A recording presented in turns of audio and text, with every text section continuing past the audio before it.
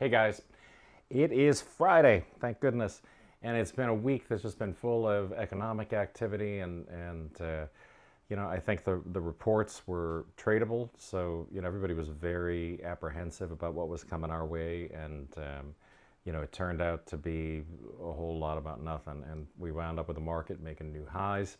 Julie pointed out this morning in the first hour trading pit. That new market highs are one of those things. It's great, man, when things are soaring and everything is headed up to all-time highs, and you're thinking this is going to be so tradable for so long, hooray. And it is while it's moving, and then when it gets there, you really have to be careful, and you have to just bide your time and try to make sure that you're staying on the right side of things and only trading into confluence. So confluence is the name of the game today. And I think that if we take a look at the charts, you'll see what I mean. I'm going to start with the Qs as I normally do, although there hasn't been a ton of action there. We've got the futures trading project that I'm working on with Fisher. A bunch of you guys know him. Is getting there. We're pretty close, I think. And you couldn't get a trigger. So, you're setting these things up, setting them up, and it doesn't go. And that can be frustrating, especially if you're newer to this or you just started trading futures vis-a-vis the QQQ, the way that we do it, right? QQQ is the trigger mechanism, NQ is the vehicle. If you're sitting there waiting for something to happen all day, you are not a happy camper right now. But if you're focused on triple Qs and spiders, diamonds, Qs, and then the Magnificent Seven, that's a whole different story. So let's take a look at the charts. Here you have it. This is what we saw this morning. So on sort of no news, what we wound up with was a continuation of what happened yesterday going into the close. So really you got this move to the downside, and depending on where you're picking your fulcrum for yesterday's fall off, you've got a 382 retracement here, and that would have been a great first opportunity to enter on the short side of the market. I didn't do it. I was holding off and just really trying to wait and see if we caught another inflection. The trade we did put together that's nice, right, is the one that comes up into 452.28. I talked to Mark and Avi about the program and making sure that everything was running there, and the logic behind what we're looking to have happen and why we want to see it come back down and in. And now we've gone and exceeded the profit objective. Not a bunch of trades, right? Not a bunch of those like future scalps that everybody likes to look for, and that's primarily due to the fact that these guys are running lower, so we're not getting that parallel move that we like to see for sort of those quick income trades. But if you were there earlier and you managed to catch that big move, then you're in good shape. And if you didn't catch it, you're kind of frustrated, right? Because you've been waiting all day for something to happen, and it's just not in front of you. That's all right though, because if you go and you shift and take a look at the other things that we've been talking about. So in the war room, right, which is the continuation really just of our first hour trading pit. So if you're in the room, you're in the room. There was some confusion about that. Somebody sent me a question saying, well, what's the difference between your first hour trading pit and your war room? It's whether or not it's happening in the first hour, or is it happening over the course of the day. That's it. So over the course of the session, we've been focused on quite a few nice opportunities, right? So I talked to Lusk in the room just a minute ago about what I'm looking at here. If you guys are in there and you haven't fallen asleep on a day like this, then you know that we had a nice opportunity in Google. So this one came down, and when it got into that 175.30 pivot there, the inflection move either from 30, if you want to wait right on the pivot and just have a stop, right on the other side of the trade. So sometimes those tight stops are great, and other times you feel like, oh, I'm just getting in to pay a commission. But yeah, you would have the stop right there on the other side, and you know, look, if it was going to violate that line, you'd be getting out anyway. So I know nobody likes things to happen quickly, but in this case, didn't happen at all, right? We have this nice move back up to our profit objective at 175.94. So nice, you know, 65 cents per share traded. It's kind of a cheap stock. I mean, 175 bucks, you know, call it what you will. It's either cheap or it's not. But, you know, you can adjust the share size. So I keep talking about that. Adjust the share size. Don't go trading $3 stocks because they're cheap. Go find quality stocks with predictable moves and go earn yourself a living. Meta has been the other one that we've been on.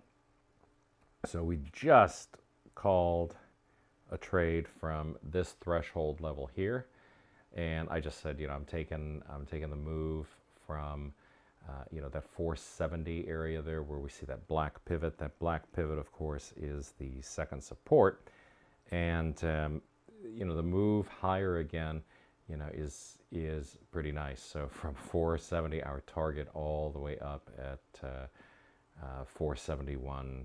62, I guess, just below, just right at that green pivot. And then we've got that 67 line up there for a bi-directional trade. So when it traded back down through it, you know, since Meta is on the downturn today, but it's trading sideways, right? So that's why it's bi-directional. So it never really moved lower. It was moved lower. And as long as it's trading in this box, it gives us the opportunity, right, to go short from the top, long from the bottom. That's been the strategy on that one, and that's what I'm going to continue to do going into the afternoon. Apple kind of off my radar. It's not. It's just not in a good travel range. Apple's up here. It looked at the beginning of the day like this was going to be a great one, like we were going to get back up into that 189.99 threshold there, so 189, 90, 95, something like that, and then just make, you know, moves back and forth down to 47. So nice, nice travel range. But then it got, you know, it got boxed up in the middle of the range, and that makes it really, really hard then to find entries and exits that make sense and find the opportunity for profit. Microsoft, this one's another one that you know, if you're looking at it, this range right here has been really nice. I missed the first box there, and I'm, you know, sort of into the second threshold box there. Well, it looks like we might hit a target here in a second, but 419.65, and just really looking for 419.15, 419.20 on that. So these are the ones that are sort of the quicker scalps. So if you've got, you know, if you got 7 or 8 of these stocks on screen, then you're not going to be so bored. There's things to look at. You know, Netflix has been a little bit all over the place today, but if you ignore the opening range and you just look at what happened when it was down in this travel range from 618.63 up to 619.82, and then in this travel range from 9.82 up to 1.95, so 619.82 up to 621.95. It was great, and if you caught the inflection at the top, you could short into the pivot inflection. If you didn't, right, all you guys who are going to the boot camp should recognize that as a double header setup, and that double header, which was actually the easier thing to catch, right? Even if you're me, you missed that pivot at 621.95. You know, and you're sitting here all day looking for it, and then you miss it when it triggers. But you know, lo and behold, you managed to get a trade off at 620. I guess it was about 620.80, and then the move down 619.80. So you see what I'm saying here? It's been not a day where any one stock is handing you a ton of opportunities, but if you're looking at the group of stocks, there's lots and lots to do. So, I mean, I think that, you know, that pretty much is a good game plan for the rest of the session. It's just watch these guys. Let's watch Meta. You can see Meta's coming back down to the bottom of the range there. You can watch Microsoft. Microsoft is definitely in a downtrend today, so I'm not going to look to go long here. This is different than Meta in my book, because Meta did this, and you know, Microsoft did the big move down and then did the sideways excursion. So that's a very different setup, very different trade. And you know, the other one that I've been looking at, NVIDIA, This has been great as a short from that threshold level right there, 934.41, and then down to that pivot line. I mean, that's just a great big trade right down to 930. So right now, though, it's moving out, and it is moving lower. So we may or may not see that come back up into a threshold level. If it comes up to the pivot from below, if it comes up into that the black line on your screen there from underneath, then I'm going to look for the opportunity to short it at least into this volume by price threshold here. That's a really decent sized move. That'll be from 930 down to I suppose that's about 926 or so. And if we do get it, then let's go ahead and treat it the way we've been treating it over the past few days. Take off a portion at that first target, book a profit, and then look for an extension of the profitability for the rest. All right, so hopefully that is clear as can be for you. And, let me just say, have a great weekend. And I will see everybody back here next week. Monday's my birthday. So I don't know that I'm going to be doing all too much on Monday. We'll see. But maybe not, right? Could be. I'm going to be like a politician here and remain indecisive about it and just say, could be. We'll see what the day brings.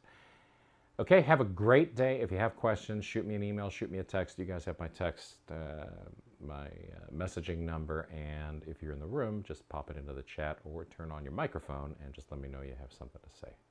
All right, have a great one.